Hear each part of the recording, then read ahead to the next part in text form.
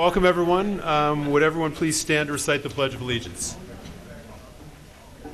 To the flag of the United States of America, to the republic for which it stands, one nation under God, indivisible, with liberty and justice for all.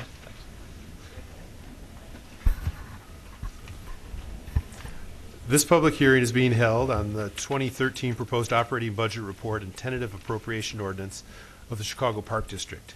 Notice of this public hearing was published on Wednesday, November 21st, 2012 in the Chicago Sun-Times, a newspaper of general circulation within the Chicago area. The public hearing is being held in the 8th floor boardroom of the Chicago Park District's Administration Building, located at 541 North Fairbanks, Chicago, Illinois, at 4 p.m. on December 5th, 2012. Will the Secretary please take a roll call of the Commissioners? Yes, sir. Commissioner Shalaby? Here. Commissioner Koldyke? Commissioner Lavelle? Here. Commissioner Salgado? Here. Commissioner Allen? Here. Vice President Armstrong? Here. President Traubert? Here. Quorum is present. Let the record reflect that General Superintendent Michael Kelly and General Counsel Maria Garcia are also in attendance. Welcome, everyone. This meeting is hereby called to order. General Superintendent Kelly will address the Commissioners and audience. Good afternoon, everyone. President Traubert, members of the board, thank you for joining us today as we present the Chicago Park District's 2013 budget. It's hard to believe a full year has passed since I stood before you presenting my first budget as General Superintendent and CEO. My team and I have been discussing how to move Chicago's parks to the next level. After working on this job for a relatively short time, the answer has become clear. Forward thinking, teamwork, and making investments with the people we serve in mind. In order to create a roadmap for our plans, we published the first strategic plan that the district has seen in decades. After a 2-year process of interviews, discussion, and information gathering, we articulated a clear plan to guide our future, which include the following core values. Children first, the best deal in town, we are built to last, and our extra effort. As the world moves forward, so must the field of recreation. For that reason, the decisions that we make today must reflect the future use of our parks. Our strategic plan allows for this. But before we move on to 2013, let me take a moment to tell you about our successes in 2012. This year, we built upon our relationship with park patrons through social media.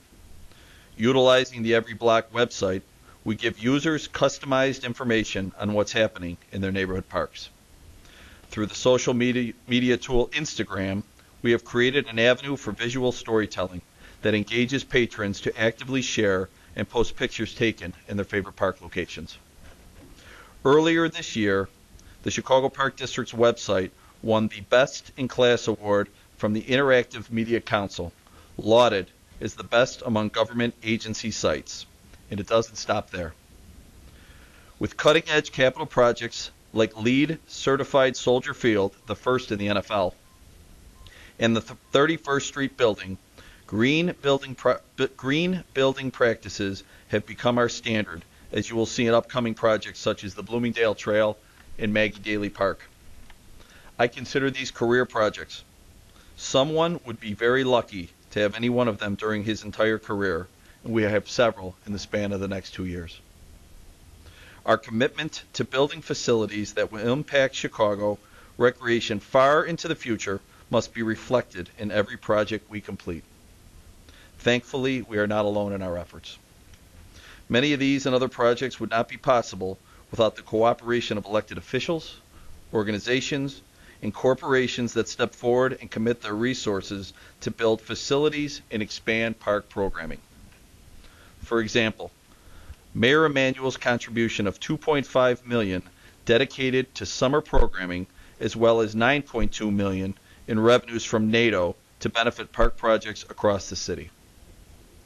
The Pritzker Traubert Family Foundation teamed up with donors including the Hope Academy, the Chicago Cubs, Cristo Rey Jesuit High School, Blue Cross Blue Shield, the United Arab Emirates Embassy, Manchester City, and the U.S. Soccer Foundation and others to open 4 artificial turf fields this year, in addition to the 6 that were opened in 2011. I would also like to thank the following: the Parkways Foundation, which donated millions of dollars to the Chicago Park District for many years. They closed their doors this past fall, and we truly appreciate their partnership over the past years.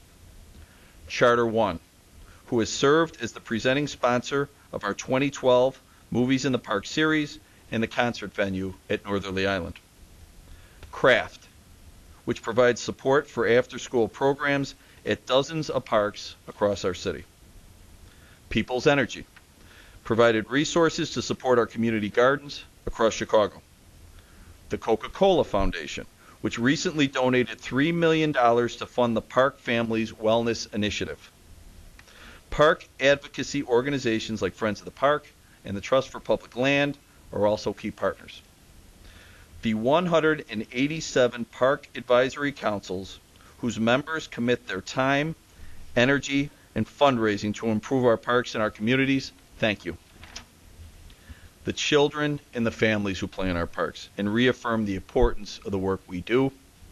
And last, but certainly not least, I want to thank the 4,000 Chicago Park District team members who we work alongside every day.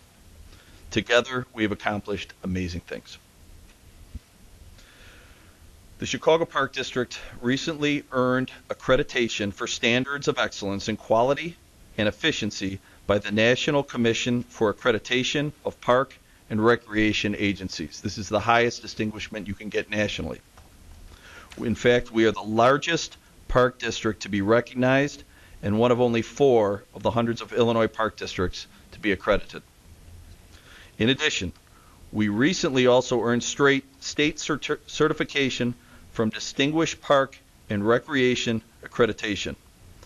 Both these accreditations require very discerning applications. I'd like to acknowledge the representatives from every department who worked to achieve these recognitions. We also launched a new program registration system this year. The overwhelming demand took our vendors by surprise in the beginning, but we have fine-tuned it, and now we are receiving rave reviews from our customers. More importantly, we have seen record registration numbers. During all of 2012, we saw nearly 250,000 registrations for park programs. This is a growth of nearly 26% over 2011. And we're working very hard to not be Chicago's best-kept secret any longer. We have had over 3 million hits to our main website and have more than doubled our active Facebook user base from the previous year. 1.4 million e-newsletters were received by our patrons, and 84,000 folks checked into our Beach Report page before hitting the water this summer. Speaking of the summer, more than 60,000 patrons enjoyed Chicago's great outdoors, enjoying theater on the lake, and the movies, and the concert in the parks that take place citywide. Our award-winning gymnastics program reached 97% capacity in 2012 with over 13,000 participants. An estimated 15,000 children and adults participated in our highly acclaimed Special Olympics program, and another 15,000 took advantage of our Learn to Swim classes. We know less is more, especially when it comes to the environment. We are proud to say that gasoline for vehicle consumption was down 6%, and we consumed 5% less electricity and 3% less natural gas. Conversely, we collected 19% more gross tonnage in recyclables during 2012 compared to the previous year. But statistics aside, I would be remiss if I did not mention what I consider one of the highlights of this year. It was just 3 months ago when our city experienced one of the most challenging crises in recent history, the Chicago Teachers Union strike, which impacted 30,000 public school students and left their parents to find safe and constructive programs. Our team galvanized. We galvanized to offer full-day programs at 84 parks throughout the duration of the strike. 80% of our administrative staff, including chiefs and directors, were dispatched each day to parks across the city to facilitate programming. Though unfortunate, the strike created an opportunity for people who've worked for the Chicago Park District for many years to work in the parks. Our efforts not only helped thousands of Chicago families, but also strengthened our team and created a silver lining opportunity for administrative staff to work hand in hand with field staff in the parks, making our team stronger than ever. Which brings me back to our strategic plan. Never before has the district assembled such a powerful combination of vision and the tools and team necessary for its implementation. In order to succeed, we must share the same goals. Our strategic plan lays out our priorities. Make no mistake, at the Chicago Park District, children are first. Children are our number one priority, and in 2013, we will widen our offerings to meet the needs of children and family. For example, expanding park programming like urban camping at Northerly Island, as well as boxing and lacrosse, which will open new opportunities for young people and keep them engaged. For the first time, the Chicago Park District will host a baseball invitational, giving young athletes from areas like Englewood and North Lawndale an opportunity to compete against teams from the suburbs. And continuing this year's success with Chicago Shakespeare and Circus in the Parks, we are expanding these types of cultural programs and launching the Night Out in the Park series. By partnering with museums, cultural organizations, and others, we intend to make quality cultural experiences even more available to Chicago's families. In fact, not only are we available, the Chicago Park District is also affordable, and we continue, by far, to be the best deal in town. We will continue to offer family discounts, active military discounts, and free golf for youth 17 and under. Our efforts to ease the financial burden of our patrons has encouraged more people than ever to become active in our parks. As I mentioned, online registration numbers have reached an unprecedented high. We've sold 12,000 more program slots online this year, 12,000 more slots this year than the previous year, with our winter registration numbers still rolling in, and those are at a higher number. What's more, the 2013 budget holds the line on program, room rental, and harbor fees. And yes, we have announced a 3-year moratorium on the non-resident fee for boaters at 31st Street. This measure is expected to encourage more boat owners to utilize our newest and most impressive lakefront facility. Normally, I would expect the boaters to applaud at this point, but I'll thank you. For the boater. All right, thank you, Larry. And speaking of facilities, capitalizing on our motto, Built to Last, we are designing and constructing facilities that will support the recreation needs of future generations. In March 2013, we will begin construction on Park 553 in the South Lawndale community.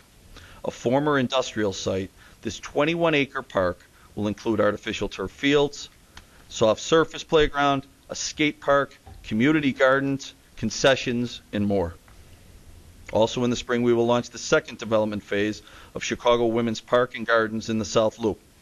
Once occupied by the Vietnam Veterans Museum, the Park Fieldhouse features 3 floors, the first of which has been completed, boasting the district's first indoor playground. The second and third floors will feature a fitness center and a studio, as well as club rooms on each floor. Northerly Island. The Army Corps of Engineers will begin work on the ecological restoration of Northerly Island, transforming the area into a nature oasis within our city. Northerly Island will serve as the hub of our expanded urban campers program, which annually serves hundreds of children who may not have otherwise had the opportunity to enjoy camping.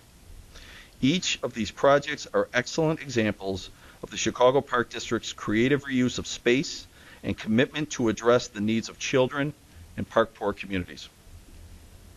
And finally, we've discovered that a little extra effort really does go a long way. Next year, we will launch a department dedicated to workforce development. In doing so, we will better invest in our workforce through professional training and certifications. We will also continue to improve our level of service and maintain the standards of national and state accreditation. In the upcoming year, new marketing, technology, data, and outreach strategies will help us reach untapped markets thanks to our partnerships with the Civic Consulting Alliance, Hall & Partners, Digitas, and others. Is it that bad? I'm getting crickets at this point.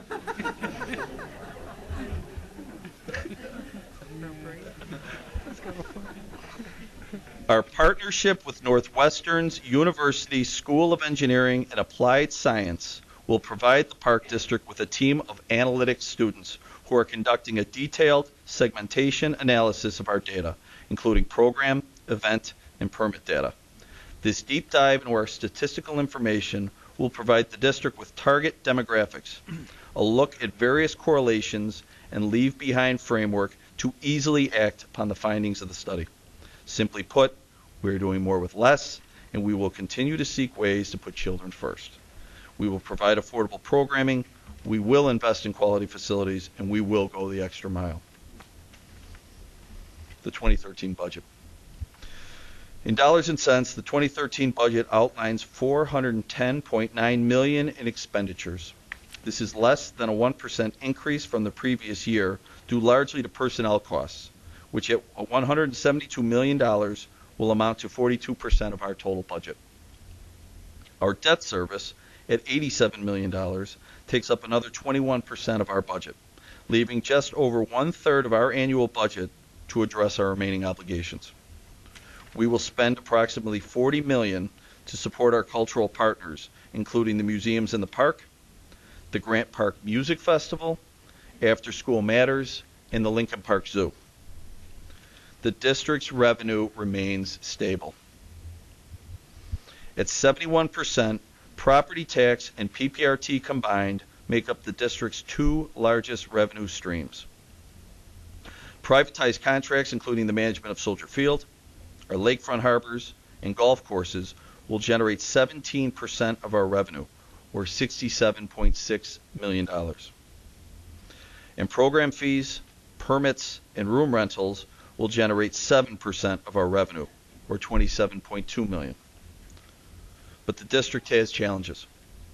One challenge that we must address is our underfunded pension.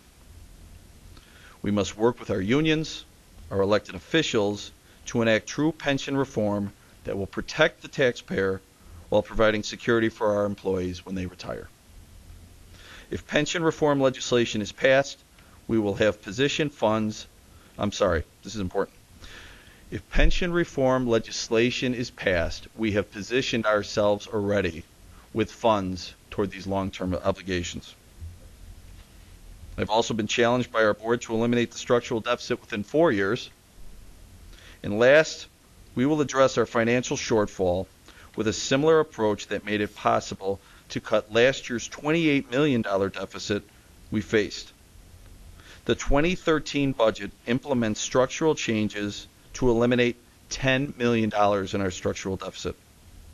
These changes include $2.5 million in savings from restructured and expired debt and $1.3 million in utility energy efficiencies. We are also eliminating 32 full-time equivalent positions for an additional savings of $1.1 million. This will all occur without a negative impact on the services we provide to our patrons. Revenue from the 2013 Lollapalooza Music Festival will generate $2.7 million, with $1 million of that dedicated to camp scholarships for needy kids. We also anticipate approximately $2.9 million in recaptured TIF funds, corporate sponsorship, and permit increases for large-scale events. And finally, the Chicago Park District will not increase property taxes for the 8th consecutive year.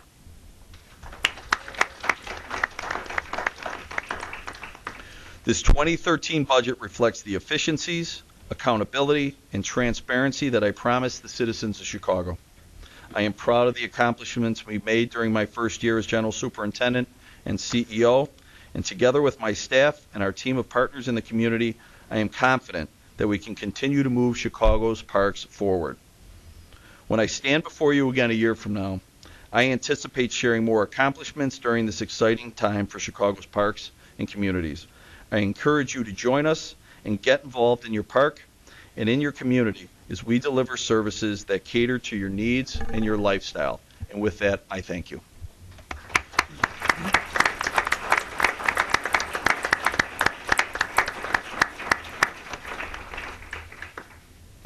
Thank you, Mike. Once again, welcome everyone. We really do appreciate you giving up your time to come and join us here this afternoon.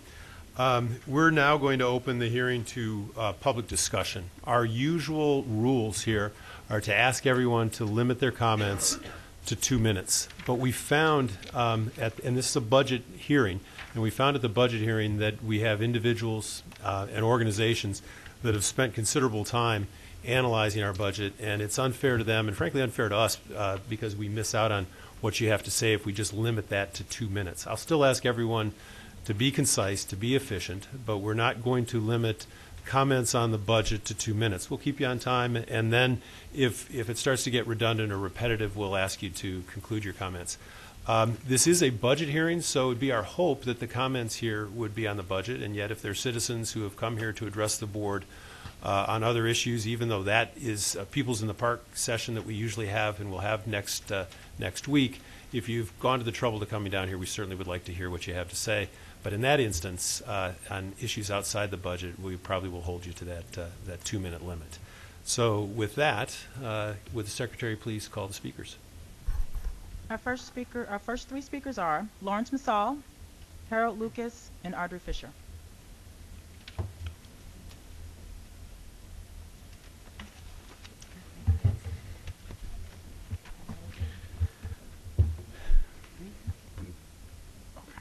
Thank you, President Traubert, General Superintendent Kelly, and Board of Commissioners for the Chicago Park District. I am Lawrence Massall, the president of the Civic Federation, which is a 118-year-old nonpartisan government research organization. Our members come from the larger corporations, institutions, and service firms throughout greater metropolitan Chicago, and we appreciate the opportunity to testify regarding the Chicago Park District's fiscal year 2013 budget. A full copy of our 50-page analysis is available on our website at civicfed.org and has been made available to your staff. The Civic Federation is pleased to support the Park District's proposed $410.9 million spending plan this year because we believe that it shows reasonable restraint by limiting spending increases and basically holding the property tax levy flat, now as was pointed out, for the 8th year.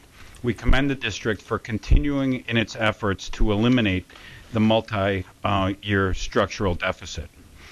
Some of the important steps that are included in this budget include the new energy efficiency program, personnel reductions, and increased corporate sponsorships and increased fees for large events. These will help close that structural deficit. We commend the district for these initiatives and believe they show a very positive commitment to fiscal management while maintaining core Park District services and limiting, to the extent possible, the impact on taxpayers. The Civic Federation does have some continuing concerns about the financial challenges the Park District faces. This budget, as many of the district's budgets in previous years, does rely on some one-time revenue. This year's use of fund balance transfers and the surplus from the tax increment financing districts will not necessarily be available next year, and we'll have to find either greater efficiencies or other sources to close the budget deficit. The Civic Federation does not object to the use of one-time revenues to close budget gaps, but we believe that in this case we're seeing about a 7-year pattern of reliance on one-time revenues, and it could significantly undermine your goals and efforts to close this structural deficit, since those funds are not available in subsequent years. Our full analysis also focuses on the alarming condition, as was raised by Mr. Kelly, as to the condition of your pension funds. At only 58% funded, that means you only have 58 cents of the dollar for every promise that you have made to the employees and retirees. It's important, I think, to note that the employees have done all that they were required to do and have done nothing wrong. It is unfortunate that we find ourselves in Illinois, and the Park District, as you know, is not unique among state and local government fund sponsors to be in such dire financial condition. But be that as it may, we can't continue to allow these funds to deteriorate. We can also not allow the funds to swamp the financial condition of our state and our local governments. We urge you today, a group of reform-minded state legislators, over 12 members in the Illinois House released a plan or a framework for significant pension reform. That reform is limited, it is currently proposed only to the state pension funds, but the application is obvious that the savings could be shared with the Park District and other municipalities. We urge the commissioners to ask the actuaries for the Chicago Park District Pension Fund to run those scenarios and make available the actuarial study so that we can assess what impact and how much savings it would be to the Chicago Park District if things such as limiting the automatic 3% increase to the first $25,000 of pensionable salary, by doing the scaled increase of the retirement age, so that it impacts those people closest to retirement the least, and those people farthest away, the youngest, who have the ability to make other plans. Also, the increase in employee contributions. Mayor Emanuel has also outlined to the legislature ideas for reducing the pension crisis for the city governments. Your pension funds would be well served to run those numbers and publicize them as well. Thank you for this opportunity. I'd be happy to answer any questions. I'd like to thank you, Mr. Michal, for your detailed report, as you always do every year, and just want to let you know that your concerns about the pension and the one-time revenue is something that we're aware of, and we're also working certainly on the revenue issue to find other ways for the future, and on the pension we're like everybody else. So hopefully, if they work something out with the city and the state, we're going to be part of that, and Right. We're taking that seriously. And also, as the superintendent mentioned in his statement, I don't know if you were here or not, that's a priority on the issue of pensions, as well as the fact that we not only are not raising property taxes, but also holding the line on harbors and other fees, so as well as adding new programs to the Park District. So there's a lot going on here, and we know that it's going to take generating revenues to continue with this and to make it succeed. So just wanted to thank you for bringing that up, but it's also something that we're very, working on very hard. Thank you. And as you'll see in the full analysis, we recognize a lot of those things that are going forward. We also urge a long-term financial plan. But with all due respect, I would say that more is needed than waiting for the legislature. And I know you didn't mean to imply that you're waiting for the legislature. You all, as commissioners, have the ability to use that platform to articulate to the members of the General Assembly, who candidly don't think that much about the Park District when they're looking at their pension crisis. And a statement and information as to how it would benefit the district would go a long way to helping other people understand why they should include the Park District, because it's not a foregone conclusion, one, that pension reform is going to pass, or that they would even include municipalities or in the Park District or other pension funds. Thank you. Thank you. Lawrence, thank you. Thank you very much, Lawrence.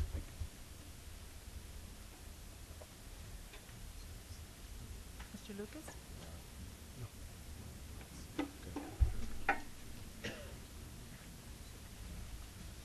Good afternoon, Commissioners. I want to thank you for allowing me to come before this Chicago Park District Board. My name is Harold Lucas. I'm President and CEO of the Black Metropolis Convention and Tourism Council, and I'm also Director of the Brownsville Visitor Information Center.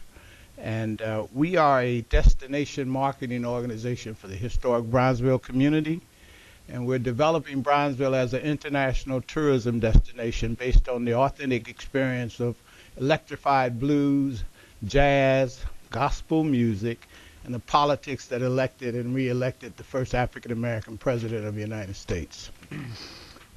Just recently, the community learned of the city's plan to sell the 31st Street boat harbor via Greg Hines' column in the Chicago Crane's Business. Building on the promise of the protected lakefront, we did not believe that could be possible. Researching via the Park District website, we learned that, quote, the $103 million harbor was funded entirely by boater fees and not taxpayer dollars.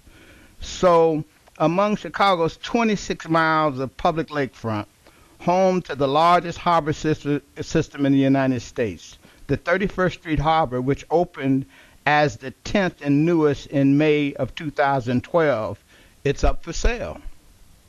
Chicago is shaped economically and culturally by Lake Michigan. In the early 1900s, visionary Chicagoans helped save our lakefront, creating a platform for economic growth and expanding opportunities for residents to live healthy and active lifestyles.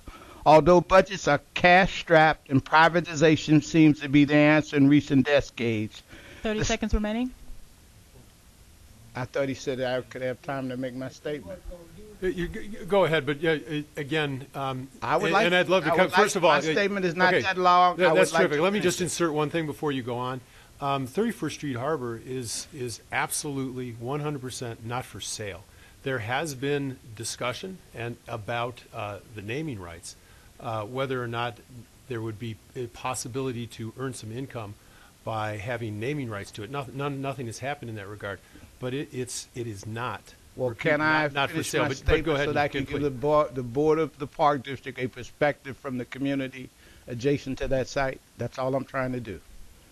I'll start back where, although budgets are cash-strapped and privatization seems to be the answer in recent decades, the sale of the 31st Street Harbor is short-sighted and ultimately a costly mistake.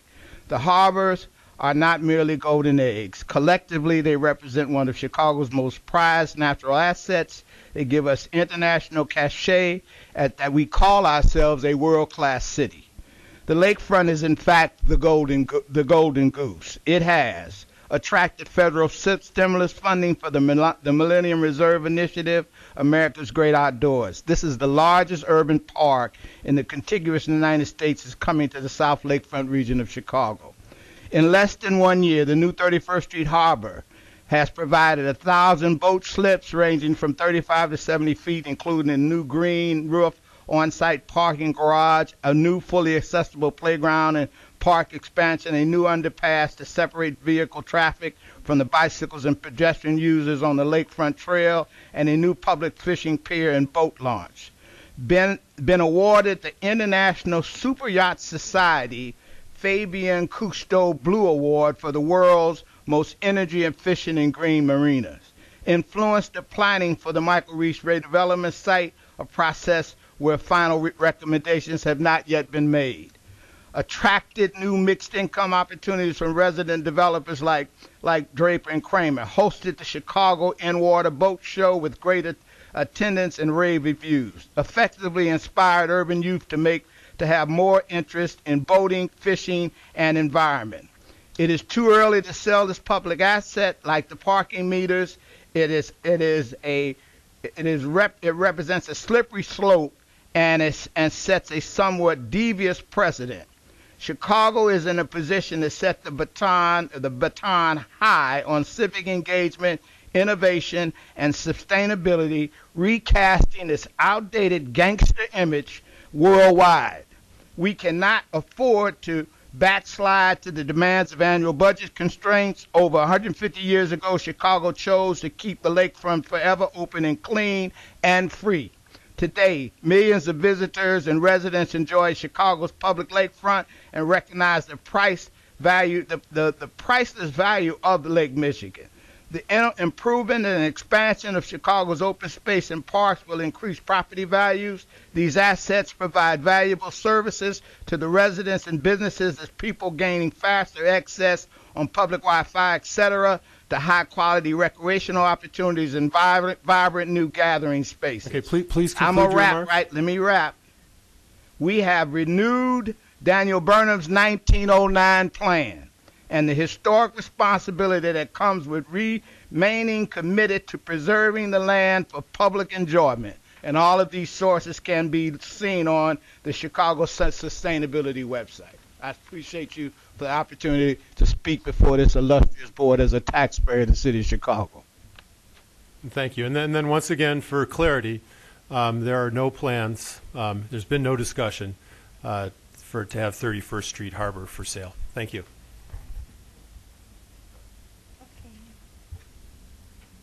Let the record reflect that Commissioner Shalaby has left the meeting. Ms. Fisher? Our next three speakers are Maria Stone, Earl Ramsden, and Steve Donaldson.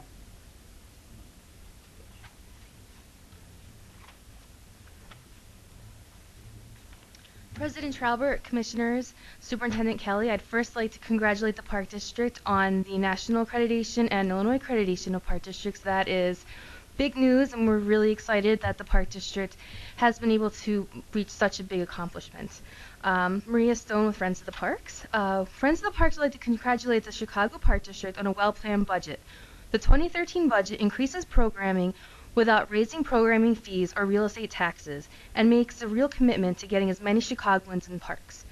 From bringing lacrosse to the parks and increasing junior Bears football, to securing a $3 million grant for health and wellness programming, the 2013 budget is making a real commitment to the well-being of Chicago.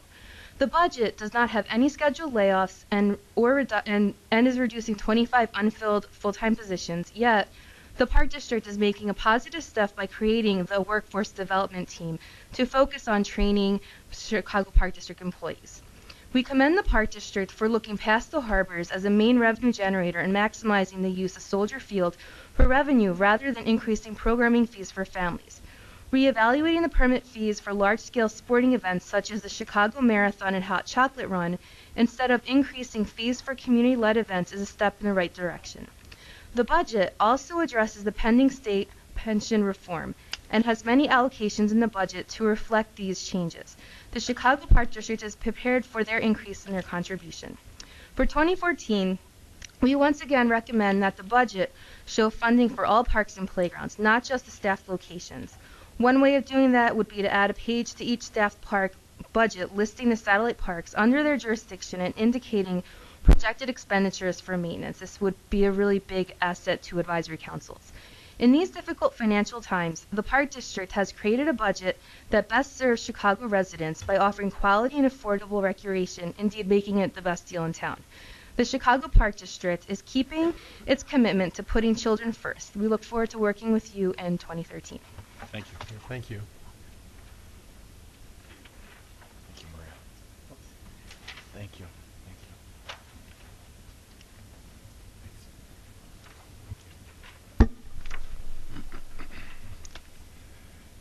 I'm Earl Ramsden, and I've been playing golf at Sidney Merovitz Golf Course for over 50 years. I'm 79 years old now. I'm here to urge the Park District to reduce its green fees for senior golfers. In 2009, when Billy Casper Golf began managing the Park District Golf Course, senior greens fees at Sidney Merovitz Golf Course were $9 per round, with the Player's Advantage card. Today they are $13, a 44% increase. And now we have to pay $1 to park in a lot that used to be free.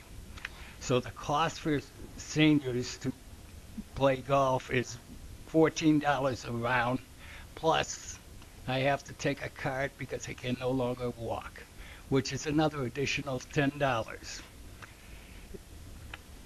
That's a 55% increase. Many seniors live on fixed income and can't afford a 55% increase. That includes me, by the way. As a result, the number of seniors playing at Sidney Merovitz Golf Course has dropped in the last 3 years. I have played 80 times this year at a substantial reduction in my other interests in life. This summer, and I have noticed fewer golfers on the course, senior golfers on the course. We also know the number of rounds of golf played by all players dropped as the green fees rose. In 2010, there was 178,882 rounds of golf played at the Park District 6 golf courses. In 2011, that number fell to 157,430, a 13% decrease. There was a bigger decrease among senior golfers. I would suggest the number of rounds played by seniors has fallen much more. The purpose of the Park District's programs is to maximize the recreational opportunities for residents of Chicago. fees to use Park District property should be set so that as many people are able to use the parks as possible. The current green fees, at least for seniors, do not accomplish this purpose. They are too high, and the number of rounds of golf played by Chicago residents has dropped as a result. The Park District could reduce the green fees and still continue to earn a profit from its golf courses. In 2010, the Park District had gross profits of $900,000 on $5.1 million in revenue. In 2011, when the number of rounds dropped by 13%, the Park District still had a gross profit of $1.1 million on $5 million in revenue. The Park District could easily reduce green fees for seniors back to the $9 rate that existed when Billy Casper Golf took over managing the course and still make a huge profit on its golf courses. That would make it far easier for seniors on fixed incomes who depend on golf for exercise and enjoyment for the few remaining years. And I emphasize few remaining years. You got to give us seniors a chance to do something that's productive and something that we enjoy. Please make Thank your you for closing your remarks. cooperation. I hope that you take this into consideration.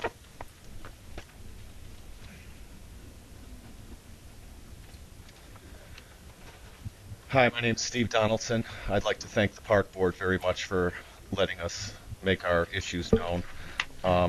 I heard you guys talk about children first, and I'm here to make a plea for seniors who are, in a sense, similar to children in many ways.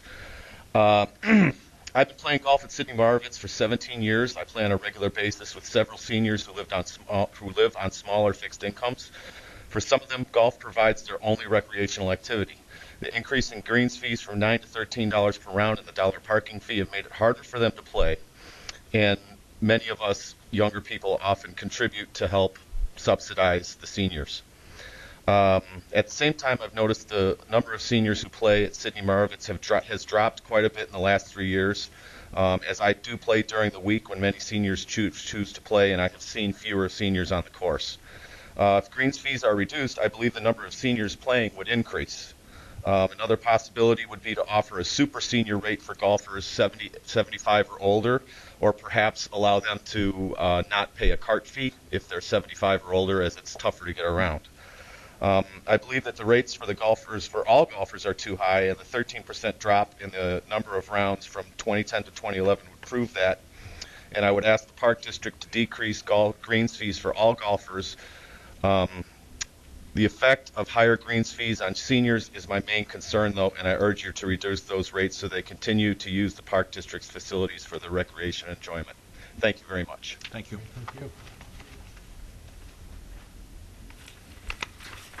Our last three speakers are Dorith Herrera, Sarah Reshley, and George Blakemore.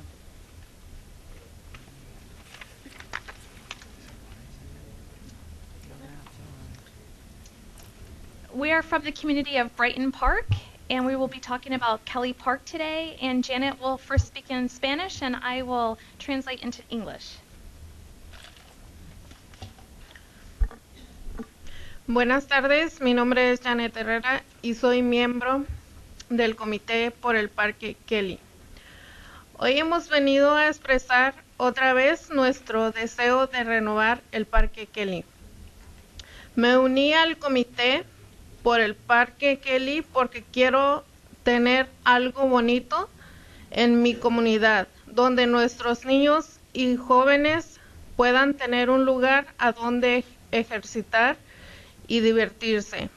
Es tan importante que nuestras familias y todos nuestros miembros comunitarios tengan un lugar para relajarse o tener un día de campo. Hemos estado trabajando en la renovación del Parque Kelly alrededor de 1 año y medio y la comunidad se siente frustrada porque no hemos visto resultados. Desde que testificamos el año pasado en la audiencia pública de presupuesto, hemos hecho lo siguiente. Se formó oficialmente a Kelly Park Consejo Asesor que se reúne todos los meses. Nos reunimos con el distrito del parque 3 veces. Nos reunimos con oficiales elegidos 11 veces, con Alderman Cárdenas, senador Sandoval, representante Acevedo, comisionado García, etc. Y atendimos a juntas del distrito de parque el 6 de agosto y 20 de septiembre. Y visitamos la junta de comisionados reunidos el 12 de septiembre. En dichas reuniones, los representantes del distrito y nuestros funcionarios electos de parques nos dijeron que tendríamos su apoyo.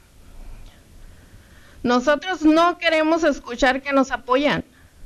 Queremos su apoyo que se convierta en acción, porque con nuestras acciones lo ha demostrado. Estamos comprometidos en la renovación del Parque Kelly y lo necesitamos a ustedes como socios. Somos una comunidad pequeña y no tenemos acceso a grandes proveedores de fondos. Sabemos que el distrito de parques está muy bien conectado y tienen la habilidad de recaudar dinero para parques.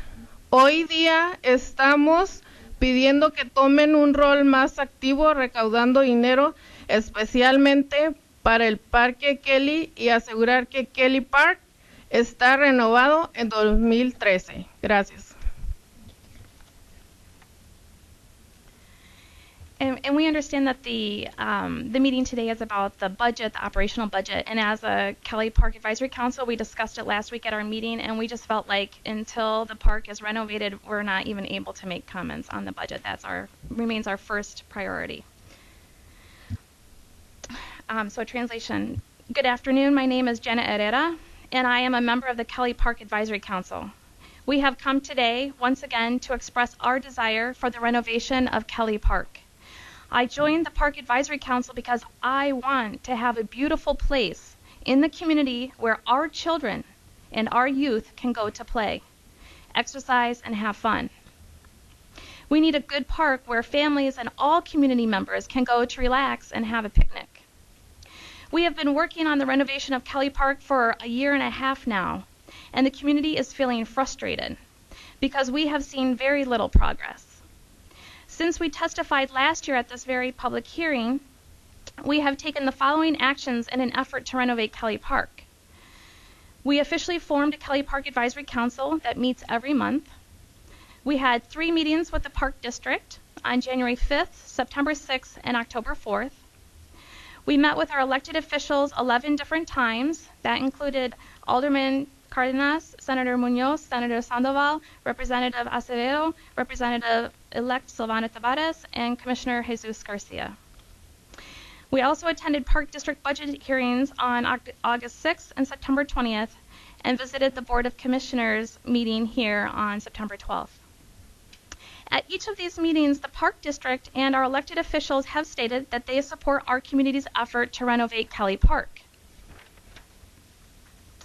We not only want to hear that you support us, we want to see your support.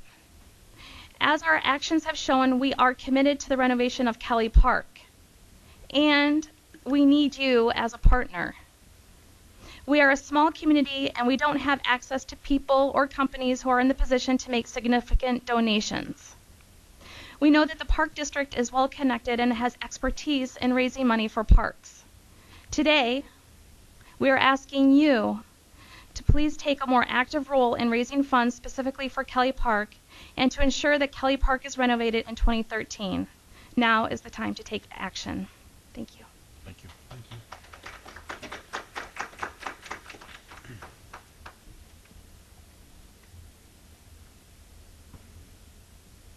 Hi. Hi. My name is Audrey Fisher. I'm a director for Chicago Astronomical Society. It's our 150th anniversary this year. And also founder of One Star at a Time. It's in the Global Star Park Network. I'm already endorsed by the United Nations in just a short couple of years. I am so super proud to be part of Chicago. We do something so perfectly, you know. Our lakefront is so gorgeous, our diversity of the people. But as much as I love Chicago, I have to say that there's some things we do very wrong that we can fix. You probably don't know or haven't heard that Chicago right now is scientifically measured via satellite the most light polluted city in the world.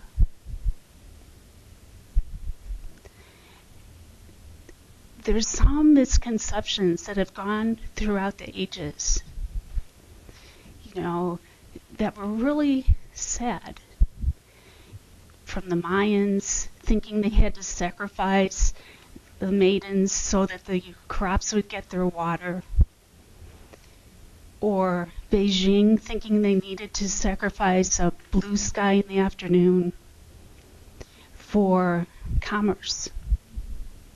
They even used to have to, in fact, up until a year ago, they counted blue sky days. It was part of their weather report because blue sky was so rare.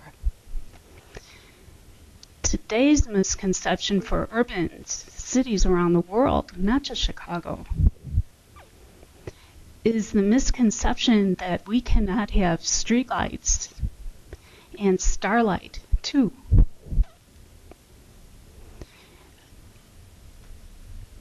I do a lot of volunteer work with kids, and I can tell you when part of the Chicago Conservation Corps, because I was a leader, let me have a booth at the Taste of Chicago a few years ago.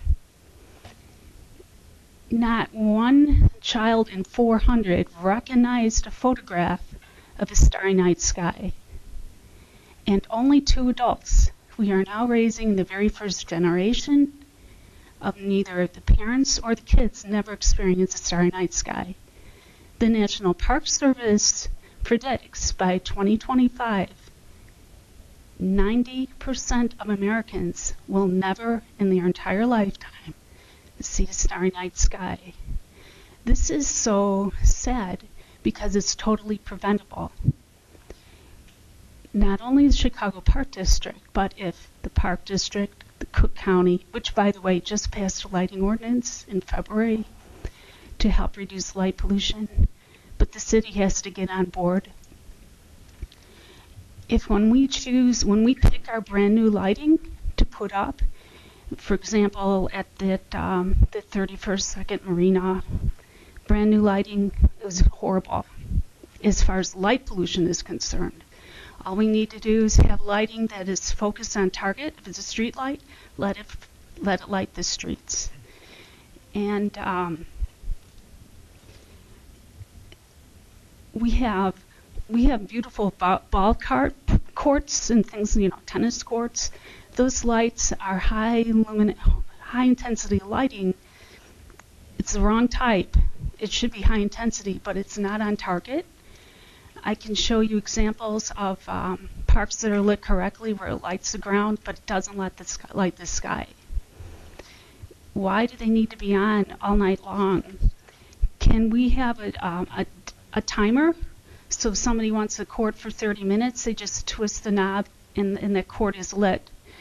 I've took photographs of during Earth Hour, you know, Please rainy. make your closing remarks. Oh, I'm sorry. No, and you know, please conclude. But then, on conclusion, we'd like to set you up with staff to listen to your suggestions and see if we might be able to utilize some of them. Just think of museum campus. That could be. I know we're talking about Northern Ireland and camping and that, and not only we could bring. The bottom line is we can bring starlight back over the city.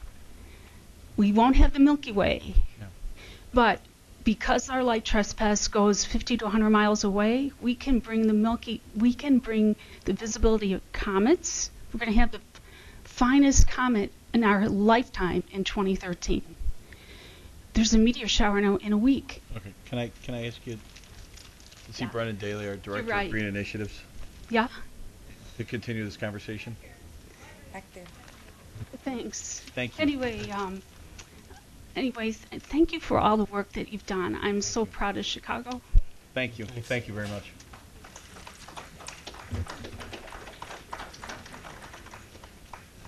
Ms. Blakemore?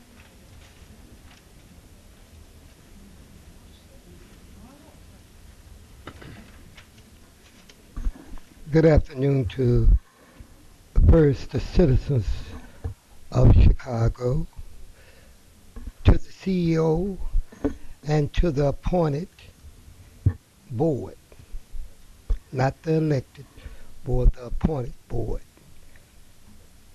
I am very proud of Chicago parks compared with other parks throughout the United States and the world. We, when I say we, I'm speaking about the workers,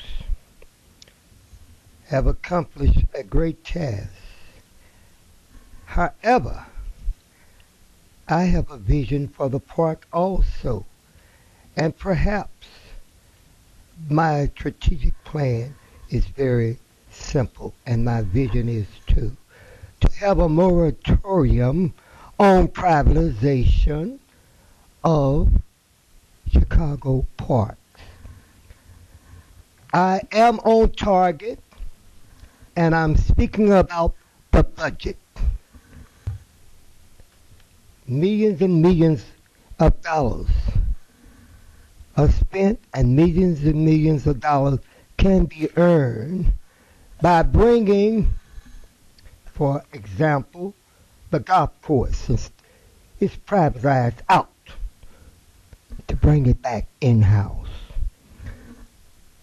When I go to the parks for recreation, relaxation, and observation, I see vendors selling beer. I see other events going on, profit and for non-profit, making money from the parks. Why not? The park sell food, sell liquor, and have festivals and keep all the money. What is the evil effect, the negative effect on the park district when it comes to privatization? So I am speaking about the budget. Privatization, it means that the park district is not directly in control with these golf courses. The revenues, somebody is making money, and I want that money to be in-house and to be made by you. You can put on the same entertainment festivals that these outside companies for entertainment. You can get all the money.